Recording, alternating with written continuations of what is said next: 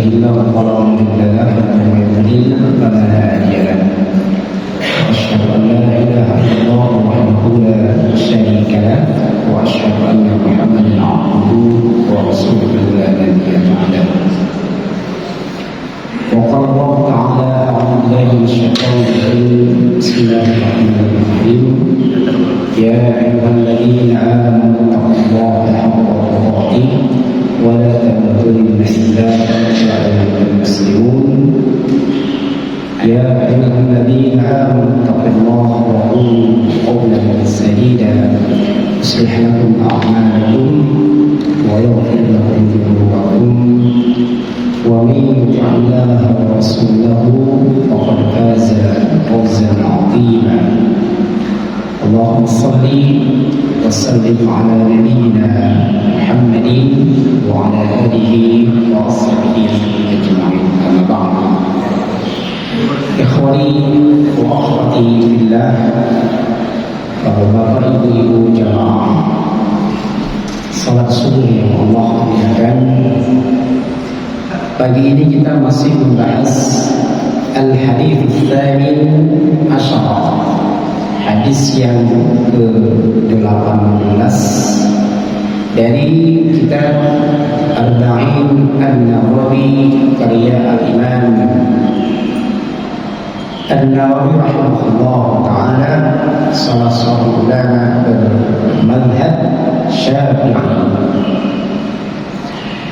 di mana dalam kitab tersebut tertulis an Abi Dzar Jundab bin Junadah wa Abi Abdurrahman Mu'adh bin Jabal radhiyallahu anhuma an Rasulullah sallallahu alaihi wasallam qala, dari sahabat Nabi Abu Dzar Jundab bin Junadah dan Abi Abdurrahman Mu'adh bin Jabal, semoga Allah merahmati mereka berdua, dari Rasulullah sallallahu alaihi wasallam bersabda, ittaqillaha haitsu ma kunta, bertakwalah kalian kepada Allah dimanapun kalian berada. وَأَتْبِعِ السَّيِّئَةَ الْحَسَنَةَ تَمْحُوهَا, tutupilah keburukan dan kesalahan kalian dengan melakukan kebaikan. Niscaya kebaikan itu akan menghapuskan keburukan. Wa khaliqin nas bi khuluqin hasan, dan bergaulilah manusia dengan akhlak yang mulia. Hadis riwayat Imam Tirmidzi. Jamaah muliakan, pertemuan terakhir kita di bulan yang lalu membahas tentang makna takwa secara umum. Di antara kesimpulan yang bisa kita dapatkan pada pertemuan yang lalu, bahwa perintah bertakwa, ittaqillaha haitsu ma kunta, itu di antara maksudnya adalah kita membuat hijab, membuat pelindung, membuat penghalang antara diri kita dengan kemurkaan Allah Subhanahu wa taala. Dengan cara apa? Di antaranya Imam Al-Qurtubi dalam tafsirnya mengatakan, kita melakukan apa yang Allah Subhanahu wa taala perintahkan, dan ini amat sangat banyak sekali. Juga meninggalkan yang dilarang oleh Allah Subhanahu wa taala, dan ini pun juga amat sangat banyak sekali.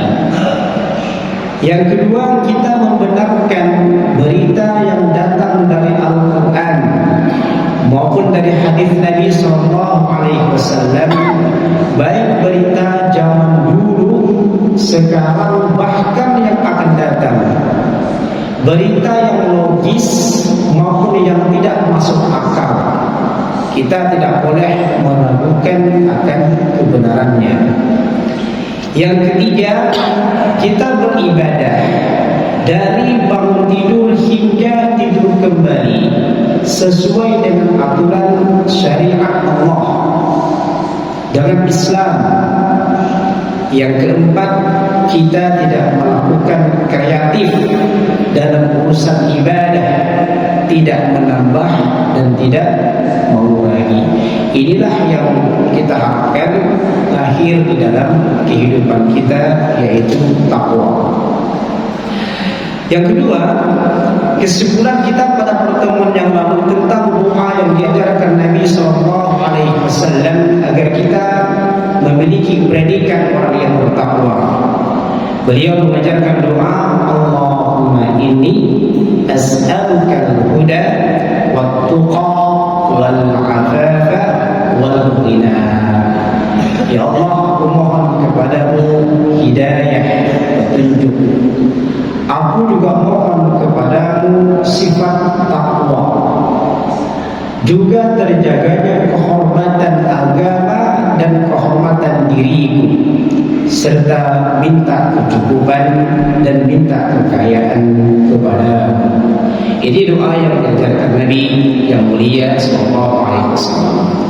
Jamaah Allah muliakan, sebelum kita kepada materi baru, ada kalimat yang kita dapatkan dari salah seorang peneliti sirah, sejarah.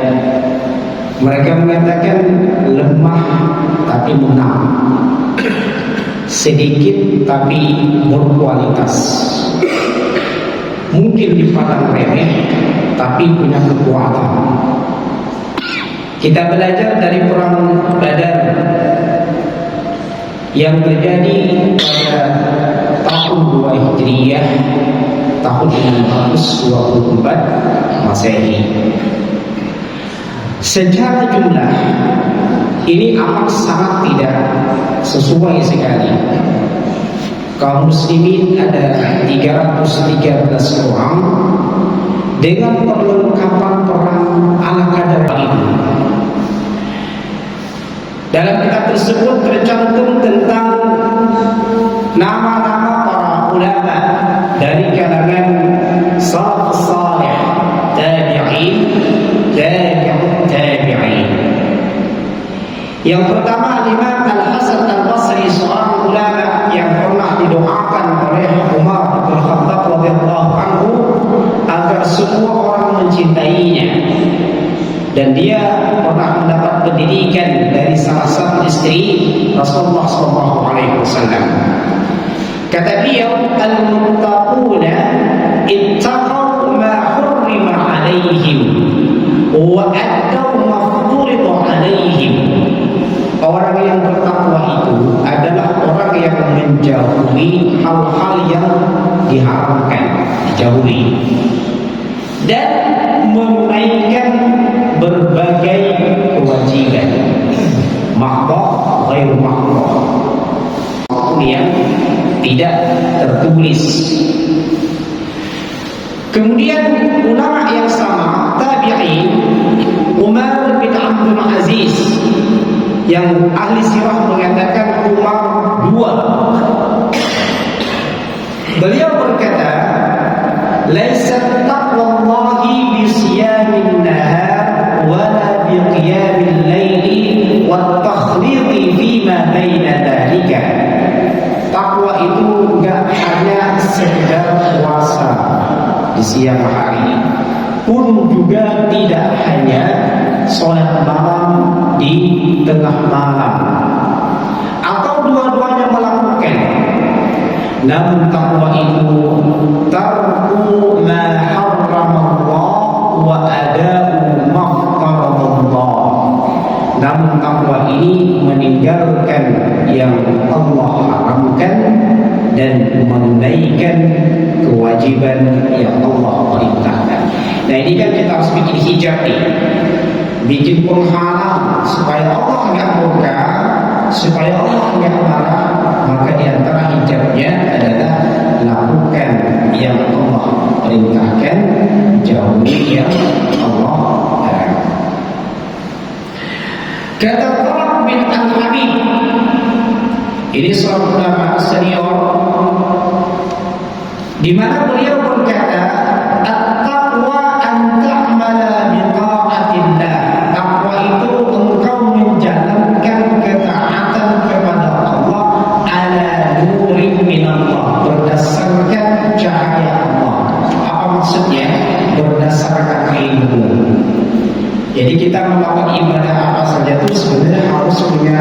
pijakan, landasan syar'i. Makanya gerakan dakwah hari ini tuh harus mengarah kepada 3 paling tidak. Semua gerakan kita, program kita, apapun itu, termasuk juga mungkin pekerjaan kita.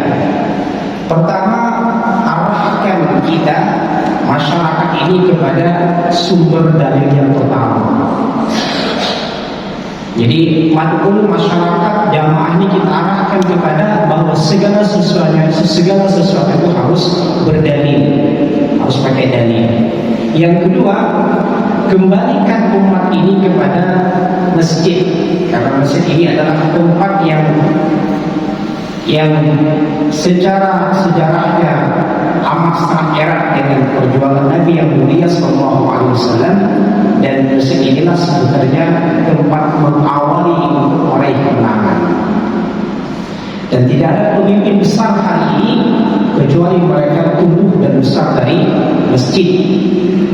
Andaikan dia menjadi pembesar, penguasa mungkin, namun di masa kecil, muda, bahkan mungkin tuanya tidak tersentuh oleh masjid, jangan-jangan orang pikir dan pola pikirnya tidak sesuai dengan aturan syariah. Masjid ini adalah rem untuk terhalangnya seseorang dari sesuatu yang Allah haramkan. Yang ketiga, umat ini diarahkan kepada persatuan dan kesatuan.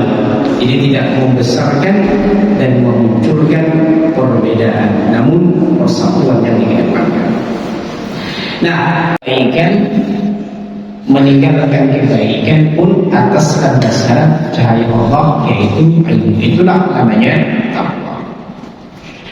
Sa'id bin Musayyib atau Sa'id bin Musayyab ini seorang ulama yang selalu menjadi pijakan Al-Imam Al-Dhahabi dalam banyak kitabnya, 220 kitab, 220 judul. Beliau sering mengutip pendapat Sa'id bin Musayyib. Kata beliau, apa itu takwa? Dia bertanya, "Ara'aita law kunta tamshi fi ardin biha syawb, madza taf'al?" Kalau Anda ini berjalan keluar dari rumah, sementara ketika injakan pertama saja, sampai mungkin mau pulang ke rumah lagi, semua bertaburan duri, beling, kaca, benda-benda tajam, apa yang Anda lakukan? Maka jawabnya adalah, yahdharu ma yara la tahqiranna saghiratan. Dia pasti berhati-hati dan tidak meremehkan yang kecil itu. Walaupun durinya, yang namanya juga duri, walaupun kecil tapi tetap saja berbahaya. Dan kata beliau, sesungguhnya yang kecil itu kelak akan besar manakala banyak. Apa logika beliau? Innal jibala minal hafa, karena gunung-gunung yang besar itu asal usulnya itu dari kerikil-kerikil yang kecil. Maksudnya apa? Dosa-dosa itu bisa besar, bahkan kena dosa besar lantaran dari dosa-dosa kecil yang diremehkan. Ikhwani billah yang muliakan, ini hakikat bahwa bahkan Ibnu Mu'taz beliau mengatakan tidaklah sampai kepada derajat muttaqi orang yang meninggalkan apa yang tidak dilarang. Maksudnya ini perkara mubah saja itu mereka harus berhati-hati. Jangankan perkara mubah, apalagi kalau perkara yang mubah saja yang dikhawatirkan jatuh kepada sesuatu yang tidak pas, maka itu pun juga mereka tinggalkan. Itu makna orang yang Ikhwani kan. Kemudian Al-Imam Ibnu Katsir rahimahullah ta'ala mengutip 2 perkataan para sahabat. Pertama, Abdullah ibnu Mas'ud radhiyallahu anhu Yang kedua, Ali bin Abi Thalib radhiyallahu anhu, tentang apa itu takwa. Kata beliau, takwa itu adalah ayyuta'a fala yu'sa. Keseharian kalian selalu dalam rel ketaatan dan tidak bermaksiat kepada Allah. Ini berat sekali. Itulah takwa. Yang kedua, wa yuskar fala yukfar. Anda bersyukur dengan apa yang ada. Ada rezeki, sedikit rezeki, lancar bisnis, terhambat bisnis, semua bersyukur dan tidak pernah mengeluh. Itulah takwa. Wa yudhkar fala yunsa. Kalian setiap detak-detik jantung, hembusan nafas selalu ingat Allah dan tidak melupakannya. Itu juga perjuangan berat, pengorbanan besar. Yang ketiga, orang yang bertakwa itu adalah al-khawfu minal jalili. Dia selalu takut kepada Allah dimanapun dia berada. Jadi bukan takut kepada manusia yang menjadi prioritasnya, tapi takut kepada Allah.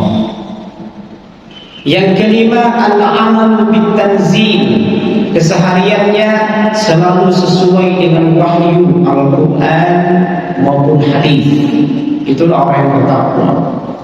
Al-qana'atu bil qalili. Dia menerima kenyataan, yang sedikit dia pun ridho, apalagi yang banyak.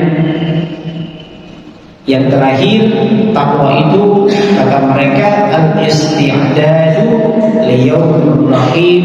Dia menyibukkan dirinya untuk bersiap-siap menuju kehidupan setelah kematian.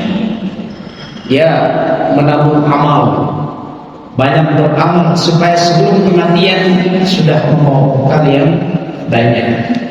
Nah, jemaah memuliakan, itulah ittaqillaha haitsu ma kunta. Bertakwalah kalian kepada Allah dimanapun kalian berada. Apa maksudnya? Di sini dijelaskan ayya'mala bit-ta'ati wa ayyajtanibal muharramat. Kalian melakukan ketaatan dan meninggalkan yang Allah haramkan. Pertama, fi ayyi makanin kana, dalam setiap tempat. Di sini kita bertakwa, nanti pulang kampung juga sama. Dalam kondisi sepi kita bertakwa, kondisi ramai sama juga. Saat kita sendirian di kantor bertakwa, saat kita mungkin bersama anak buah kita sama juga kita bertakwa. Ramai dan sepi kita bertakwa. Kemudian fi ayyi zamanin kana, dalam setiap waktu, siang sama kita bertakwa, malam pun juga bertakwa. Jangan siang, jangan malam, jangan siang bertakwa, malam kita naudzubillah selainnya. Jadi siang malam sama kondisi kita ini. Fi ayyi halin kana, dalam semua keadaan, kondisi. Kita banyak harta, bertakwa kita. Pun kalau sedikit harta, sama. Saat kita senang, semua membuat hati kita bahagia, bibir kita tersenyum, bertakwa kita. Tapi ketika hati perih, mungkin juga meneteskan air mata, sama bertakwa. Saat sehat, bugar tubuh kita, bertakwa. Saat sudah tua, susah ibadah pun juga harus bertakwa. Miskin, kaya, susah, senang, sempit, lapang, sakit, sehat, semua kita harus bertakwa. Ini maksudnya ittaqillah haitsu ma kunta. Bertakwalah kalian dalam keadaan apapun dan di tempat manapun serta dalam keadaan apapun itu. Coba kita lihat. Kalimat ittaqillaha haitsu ma kunta, bertakwalah kalian kepada Allah dimanapun kalian berada. Misalnya dalam satu ayat Ali Imran 133, ini cuma 3 potong, nanti setelahnya juga banyak sebenarnya dia. 135 sampai 133 sampai 135. Tapi yang kita bahas hanya 133 saja. Allah berfirman, wasari'u ila maghfiratin min rabbikum wa jannatin 'arduha as-samawati wal ardu u'iddat lil muttaqin. Bersegeralah kalian untuk mendapatkan ampunan dari Tuhan kalian dan memperoleh surga yang luasnya seluas langit dan bumi. Ini maksudnya adalah surga itu amat sangat luas. Yang Allah sediakan hanya untuk orang-orang yang bertakwa. Perhatikan, Allah sediakan surga yang besar, lebar dan indah itu untuk orang yang bertakwa. Nah, bertakwa dalam semua keadaan. Yang pertama, alladzina yunfiquna fis-sarra wad-dharra. Ini kita mempraktikkan takwa dalam urusan harta. Infaklah kalian dalam keadaan lapang maupun dalam keadaan sempit. Karena teorinya adalah bertakwalah kalian di manapun kalian berada, di keadaan apapun itu. Jadi saat as-sarra, saat kita lapang, saat kita kaya, oke lah, itu mungkin gampang untuk meluangkan, memberikan harta. Tapi ada namanya wad-dharra, saat bisnis kita jatuh, saat barangkali gaji kita belum cair, apalah bahasanya begitu ya. Bagaimana juga mempraktekkan infak? Karena redaksinya itu adalah yunfiquna. Yunfiquna ini adalah fi'il madhi yang menunjukkan continue, bukan sekali saja. Bukan sekali saja, tapi continue. Infak secara continue dalam keadaan nyaman maupun dalam keadaan tidak nyaman. Nah, para ulama zaman dulu, katakanlah para sahabat radhiyallahu anhum ajma'in, dalam diantara amalan mereka sampai ketika segalanya nggak ada, nggak punya, namun mereka punya satu bawang merah, itulah yang diinfakkannya.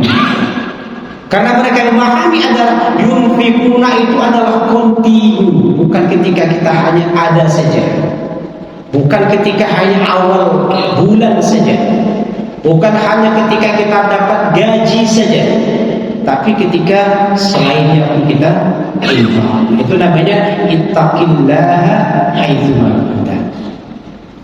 Yang kedua, wal kadhiminal ghaidha, dalam bertakwalah ketika kita marah. Nah, gimana cara bertakwa ketika kita marah? Marah boleh? Boleh. Selagi itu alasannya jelas, syar'i.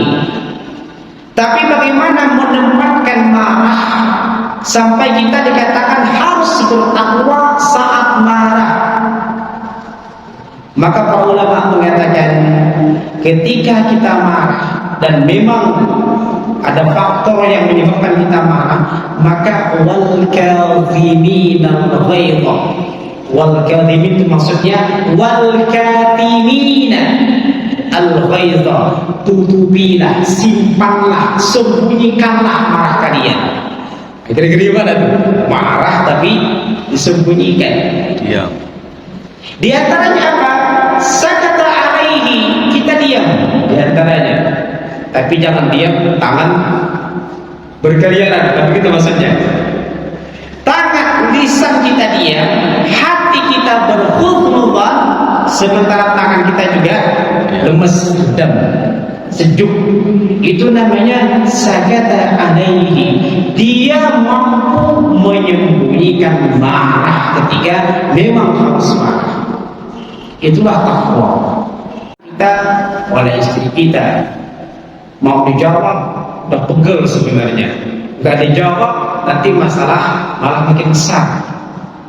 Nah, bagaimana bertakwa ketika kita marah? Atau mungkin kita diganggu oleh tetangga dan seterusnya. Bagaimana menempatkan takwa dalam kondisi marah? Maka sembunyikanlah marah itu semampu kita. Makanya para ulama sampai mengatakan berdasarkan hadis Nabi sallallahu alaihi wasallam, "Man kadhama ghaizan wa huwa yaqdiru ala infadihi, mala Allahu qalbahu amanan wa imanan."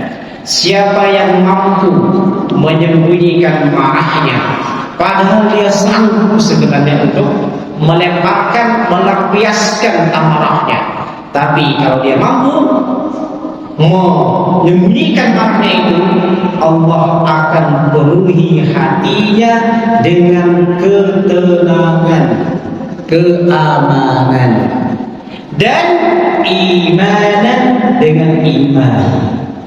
Coba dapatkan ketenangan, kemuliaan itu dengan terbiasa menyembunyikan marah. Bahkan dalam hadis yang lain, man kadhama ghaizan wa huwa yastati'u an yunfidhahu zawwajahu Allah min al-huril 'ain haitsu yasha'u. Ini berita untuk kita semua, laki-laki terutama. Karena ada perempuan itu ada jatahnya itu. Kata Rasulullah SAW, siapa yang mampu menahan amarah, padahal dia sebenarnya punya kuasa untuk memukul, untuk membalas, sanggup dia. Karena mungkin dia orang besar, dia orang atasan, dia punya harta, dia suami mungkin, sanggup untuk melampiaskan marahnya, namun ditahannya.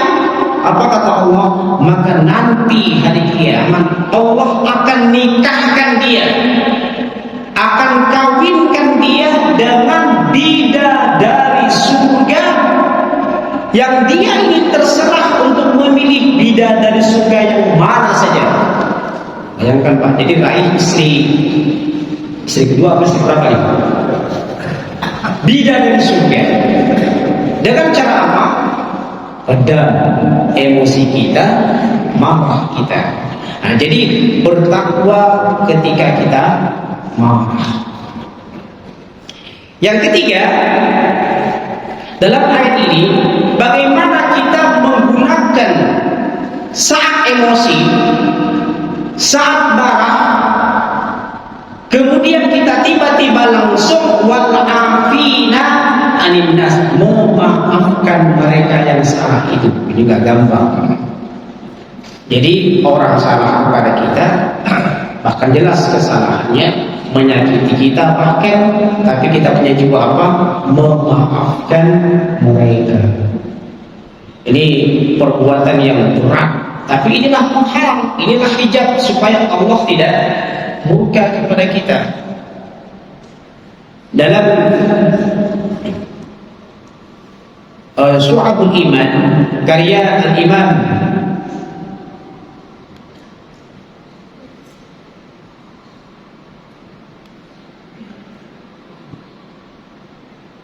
Al-Baihaqi rahimahullah ta'ala, beliau menunjukkan sifat yang sangat mereka kepada Islam, tapi malah dibalas dengan lemparan batu.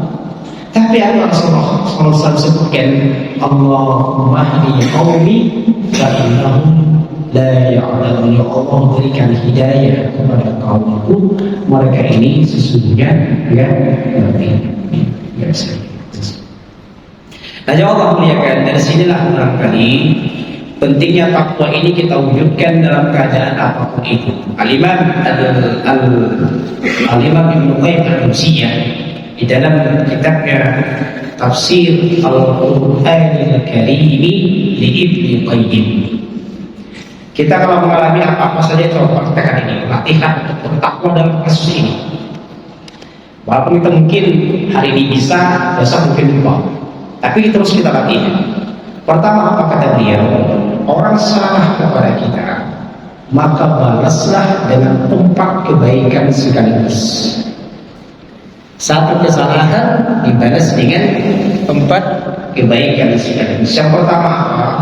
Yang pertama seketika itu maafkanlah dia. Apalagi dalam rumah tangga ini, istri kita salah atau mungkin suami kita salah, seketika itu maafkan dia. Itu besar pengaruhnya itu. Karena satu kesalahan itu harus dibalas dengan 4 kebaikan. Yang kedua, istighfaru lahum, segera berdoa kepada Allah, moga-moga yang salah itu Allah ampunkan dosanya. Lagi-lagi ini berat sekali, tapi harus kita latih. Memang anak kita lagi numpahin kopi, saat kita mungkin mau nyaman gitu kan, atau numpahin gorengan, atau mungkin numpahin cat di tempat yang bagus, seharusnya emosi. Tapi saat itulah kita minta kepada Allah Subhanahu wa Ta'ala ampunan untuk dia yang salah. Yang ketiga, i'tidaruhu anhum bi annahum la ya'lamun, berikan uzur kepada mereka. Jangan cepat menyalahkan mereka. Jangan-jangan istri kita yang marah, istri kita yang salah, dia juga capek barangkali. Jangan sampai kita mengatakan, kamu nggak ngerti apa, saya capek ini, misalnya. Istri juga capek. Maka berikan uzur kepada mereka. Jangan-jangan bi'annahum la ya'lamun, mereka ini nggak ngerti. Sama juga kita punya jamaah, kita punya masyarakat, jangan cepat menjustifikasi mereka, memvonis mereka. Jangan-jangan mereka itu belum ngaji, jangan-jangan mereka itu belum belajar seperti kita. Maka berikan uzur kepada mereka. Yang terakhir, istighfaruhu lahum bi'idhafatihim ilaihi, orang yang salah, yang khilaf kepada kita, tetaplah sayangi mereka. Katakan mereka itu adalah bagian daripada hidup kita. Jadi takwa ini bisa kita praktekkan ketika orang salah kepada kita. Takwa ini bisa kita praktekkan saat kita dalam kondisi maaf. Ikhwani fillah, Allah muliakan, yang terakhir untuk pembahasan hari ini, di mana Imam An-Nawawi rahimahullah taala berdoa, mengajarkan sebuah doa agar kita memiliki sifat takwa dalam keadaan apapun itu. Lapang susah, lapang sempit, kaya miskin, sendiri ataupun orang ramai. Ini hadisnya riwayat Imam Ahmad, isnadnya sahih sebagaimana di dalam Sahih Al-Jami. Doa ini panjang sebenarnya, coba kita potong saja.